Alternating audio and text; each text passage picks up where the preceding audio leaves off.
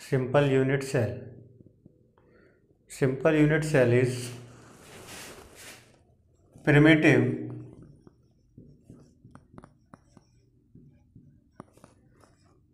unit cell because all the particles are arranged at the corners of the cube. Because all the particles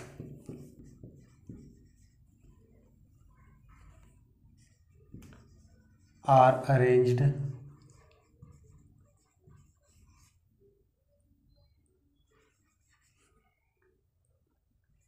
at the corners.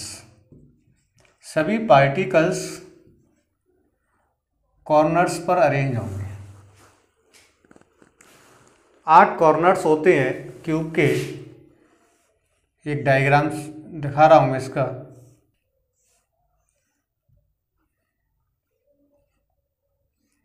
ये कोई cube है।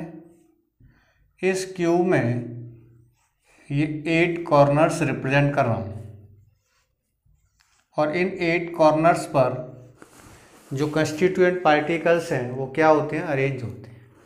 तो इसका मतलब simple unit cell या primitive unit cell means the particles are arrange at the corners. Corners पर arrange होंगे सभी पार्टिकल्स। अगर मैं कॉर्नर्स का कंट्रीब्यूशन देखूं, मान लीजिए ये कोई कमरा है और इस कमरे के अंदर कमरे का ये कोना है। कोना 8 दीवारों को टच करेगा, यानी ये कमरा इसके ठीक पीछे, इसके आगे, इसके फिर ठीक पीछे, और ठीक यही कंडीशन इसके ऊपर अरेंज कर दी जाए तो इसका जो कंट्रीब्यूशन होगा, कंट्रीब्यूशन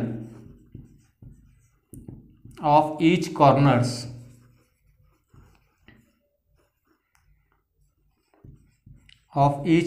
इज इक्वल टू 1/8, या मैं इसी को कहूं 12.5%। इस तरीके से हम कंट्रीब्यूशन निकाल रहे हैं इसका। Number of atom in simple unit cell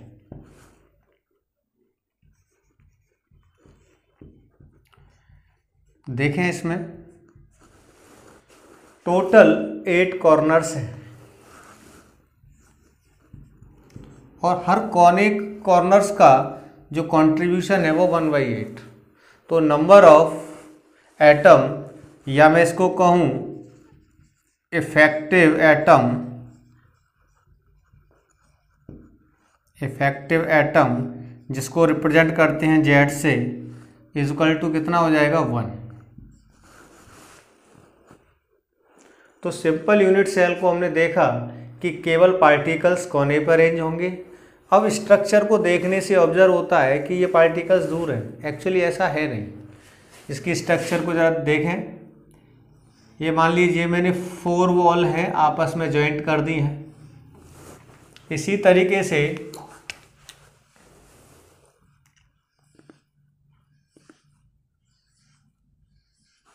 ये कोई 4 वॉल अलग से, इनको मैं एक दूसरे पर इस तरीके से फिक्स करता हूँ और फिक्स करने पर जो स्ट्रक्चर बनेगी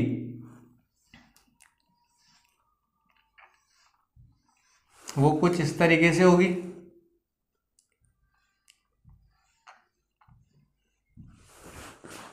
इस तरीके से स्ट्रक्चर मिलेगी आपको जब आप इनको अरेंज करेंगे।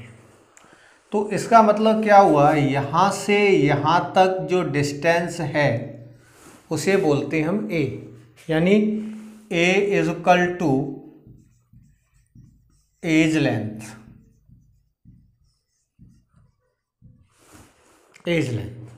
अब हम देख रहे हैं इसका मतलब क्या है कि ये कोई एज लेंथ है। ये पार्टिकल आपस में एक्चुअली इस तरीके से अरेंज होते हैं।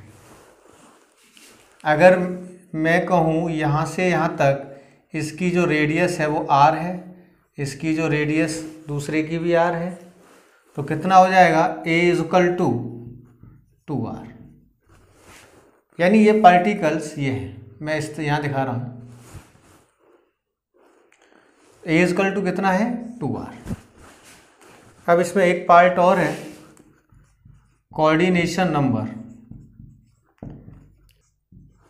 Simple unit cell.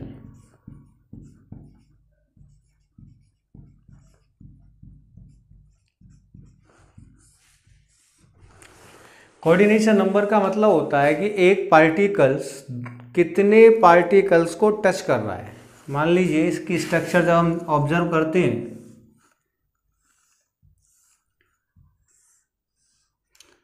ये मैंने कोई क्यूब बनाया है और इस क्यूब पर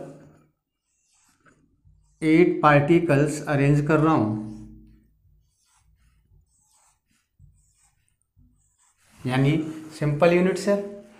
मैं इस यूनिट सेल के ऊपर एक और यूनिट सेल लगा रहा हूं, तो क्या देखूंगा, ये पार्टिकल इसको टच कर रहा है, ये पार्टिकल इसको टच कर रहा है और ये वाला पार्टिकल इसको टच कर रहा है। इसके ठीक ऊपर अगर मैं दूसरी यूनिट देखूंगा तो इसी डायरेक्शन में ये पार्टिकल इसको टच करेगा, इस डायरेक्शन में देखेंगे ये टच करेगा, इस डायरेक्शन में ये पार्टिकल टच करेगा। तो नंबर ऑफ पार्टिकल टच कितने हो रहे हैं, 1 2 3 4 नहीं 1 2 3 4 5 6। तो कोऑर्डिनेशन नंबर कितनी होगी, यानी Cn इज इक्वल टू 6। तो सिंपल यूनिट सेल की जो कोऑर्डिनेशन नंबर है वो कितनी होती है, 6। इसके बाद packing efficiency, packing efficiency in simple unit cell.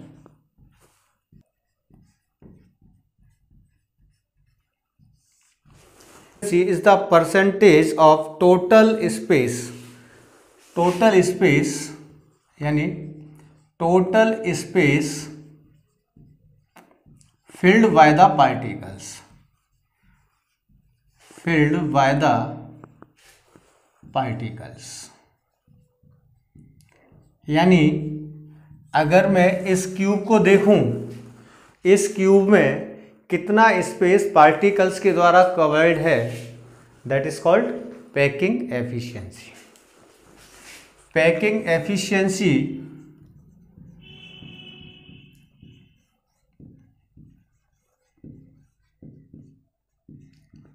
Is equal to volume of sphere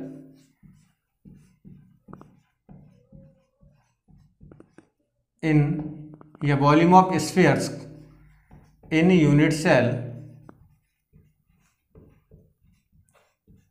upon volume of unit cell, volume of unit cell into 100. By this formula we can calculate the efficiency, packing efficiency of the solid. Now discuss volume of sphere. तो volume of sphere हमने पढ़ा है, volume of sphere is equal to 4/3 pi r cube. अब इसमें चूंकि एक ही atom है तो एक का मतलब यहाँ 4/3 पाई आर क्यूब इंटू 1 कर देंगे तो वही निकल के आएगा। दूसरा वॉल्यूम ऑफ यूनिट सेल, या ये क्यूब के शेप में है तो मैथमेटिकल हम जानते हैं volume of unit cell is equal to a cube. तो मैं आपको पहले बता चुका हूं ए इज इक्वल टू क्या है 2r is equal to 2r cube is equal to 8r cube. अब इसकी पैकिंग एफिशिएंसी देखेंगे, पैकिंग एफिशिएंसी